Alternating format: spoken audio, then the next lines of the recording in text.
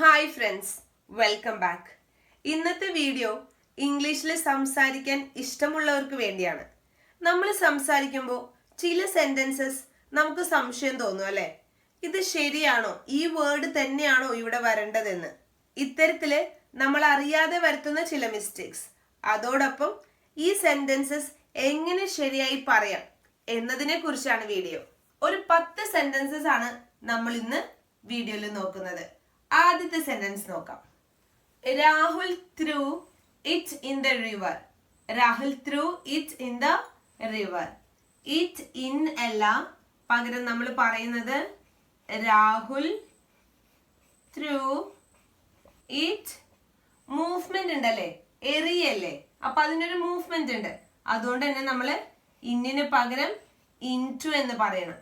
Into the river. Rahul threw it into the river. This is my dining table. This is my dining table. നമ്മൾക്ക് വളരെ familiar ആയിട്ടുള്ളൊരു sentence ആണ് അല്ലേ. Dining table എന്നതിന് പകരം this is my dinner table. This is my dinner table എന്ന് പറയാം. വലിയ തെറ്റുകളല്ല നമ്മൾ പറയുന്നത്, എങ്കിലും ഡൈനിങ് ടേബിൾ എന്നതിന് പകരം ഡിന്നർ ടേബിൾ എന്ന് പറയാം. അടുത്ത സെന്റൻസ് നോക്കാം. She came today morning. She came today morning.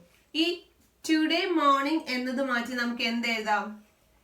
She came this morning. കുറച്ചുകൂടി ആപ്റ്റ് ആയിട്ടുള്ള വേർഡ് ദിസ് മോർണിംഗ് എന്നതാണ്.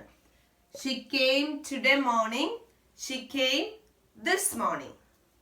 ഇതേപോലെ വരുന്ന മറ്റൊരു സെന്റൻസ് നോക്കാം. അപ്പൊ ഈ സെന്റൻസ് നോക്കിയേ. She came yesterday night. Yesterday night എന്നതിന് പകരം നമുക്ക് എന്തെഴുതാം? She came last night. ഇതാണ് കുറച്ചുകൂടി ആപ്റ്റ് ആയിട്ടുള്ള ഒരു usage. She came last night. She came yesterday night എന്നതിന് പകരം ഷീ കെയിം ലാസ്റ്റ് നൈറ്റ്. അടുത്ത സെന്റൻസ് നോക്കാം. അടുത്ത സെന്റൻസ് നോക്കിയേ. He is very much sorry. He is very much sorry. ഈ വെരി മച്ച് സോറി എന്നതിന് പകരം ഹി ഈസ് വെരി സോറി എന്ന് പറഞ്ഞാൽ മതി. പിന്നെ അതിനിടയിൽ ഒരു മച്ചിന്റെ ആവശ്യമില്ല. He is very sorry. ഇനി ഈ സെന്റൻസുകൾ നോക്കിയേ. He arrived quickly.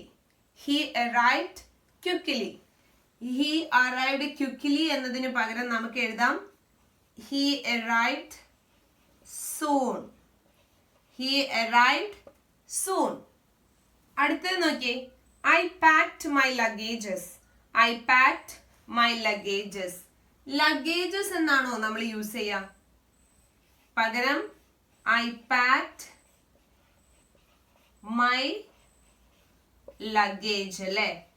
ലഗേജസ് എന്ന് പറയേണ്ട കാര്യമില്ല. ഐ പാക്ഡ് മൈ ലഗേജ് എന്ന് മാത്രം പറഞ്ഞാൽ മതി. I have lost my furnitures. നേരത്തെ പറഞ്ഞതുപോലെ മറ്റൊരു എക്സാമ്പിൾ ആണിത്. I have lost my furnitures. ഫർണിച്ചേഴ്സിന് പകരം നമ്മൾ യൂസ് ചെയ്യുന്ന word I have lost. Furnitures അല്ല, ഫർണിച്ചർ എന്ന് മാത്രമേ പറയാറുള്ളൂ. I have lost my furniture. Sentence നോക്കിയേ.